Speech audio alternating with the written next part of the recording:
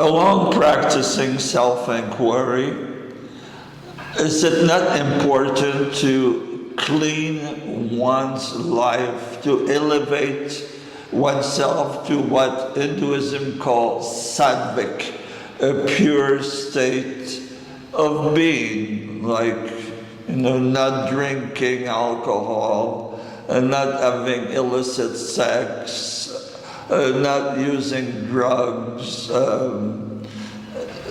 being kind, being loving, being a vegetarian, as recommended by Bhagavan?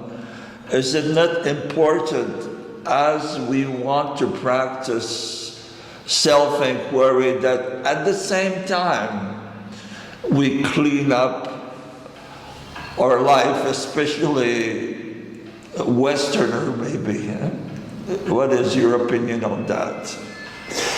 Well, I mean, I think inquiry is the broom. That is the cleaning mechanism. So when we talk about using inquiry to go in and kind of dismantle the ego, ego is a kind of, a little bit of what you can say, the impurity in the heart.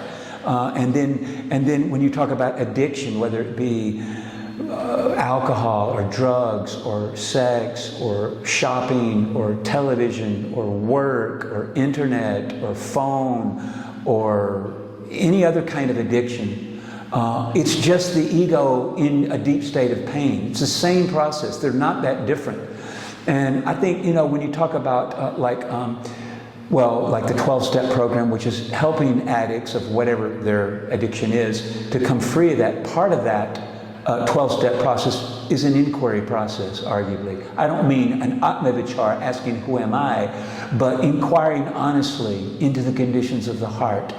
See, the tradition tells us, both in India and in the Western tradition, there's a line among Christians of something like, sin thrives in darkness.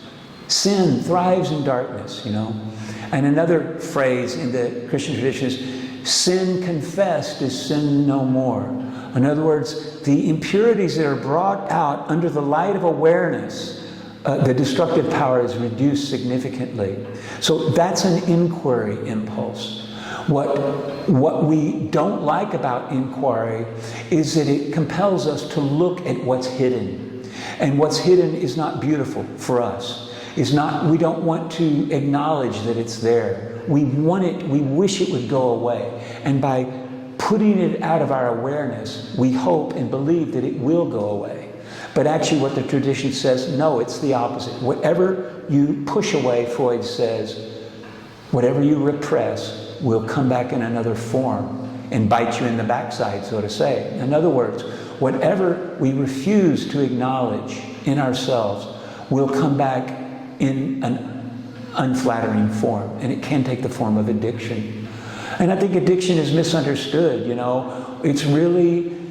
it's funny to say this, but addiction is almost like the spiritual impulse. It's the longing to be at ease, the longing to live at peace. But it just doesn't work.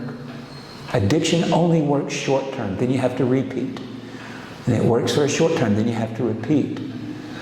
The spirituality that we're given here in Bhagavan's realm is a similar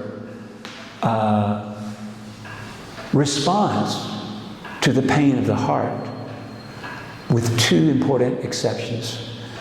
It sticks, whereas addictions, the indulgences we make in addiction, they don't stick, they don't last.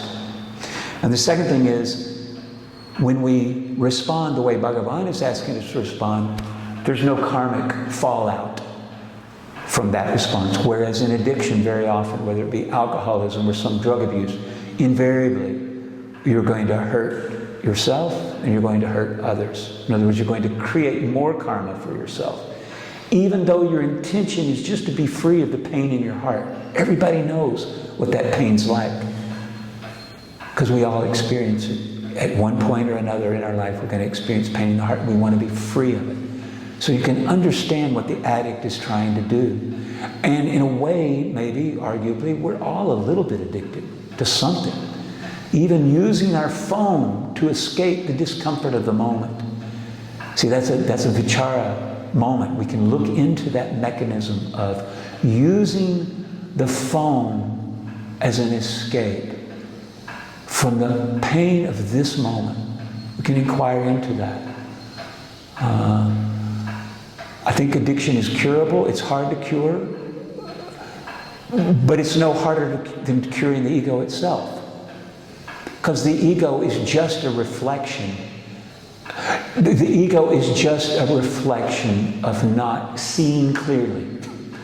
And what is the not seeing clearly? That's the karmas and the pain that they bring with them, and refusing to go through that pain. So vichara is the practice of acknowledging that something's out of order in my heart. And not only am I not going to try to push it away, I'm going to go and look for it intentionally. The very thing that I don't want to see, I'm actively going to go look for. And in looking for it, it will appear.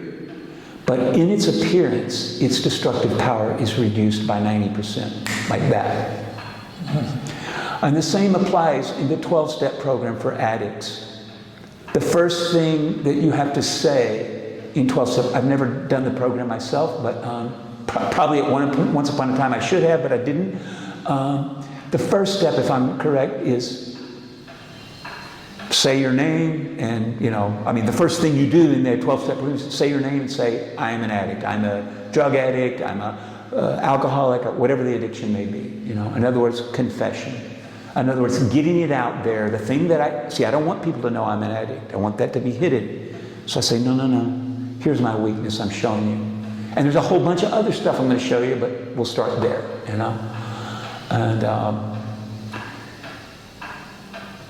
so to me, I'm not really sure if I can even remember exactly what the question was, but addiction, or let's say all of us are addicted in this way. We're addicted to this one who says I. We're addicted to the thoughts in the mind. And that is the root of all addiction. If you can clean up that addiction, you will not fall prey to any other addiction. Impossible. And that's why Bhagavan, people think that Bhagavan kind of spoke negatively about sannyas. He never spoke negatively about sannyas. He just, in his instance, it was not necessary because he had already resolved all his karmas. But he also felt like it was not necessary for others, householders in his midst who said, Bhagavan, shouldn't I leave my family and take sannyas? And he says, the only thing you have to renounce is the thoughts in the mind. If you do that, no other renunciation will be necessary. If you don't do that, whatever other renunciation you do will not make any difference.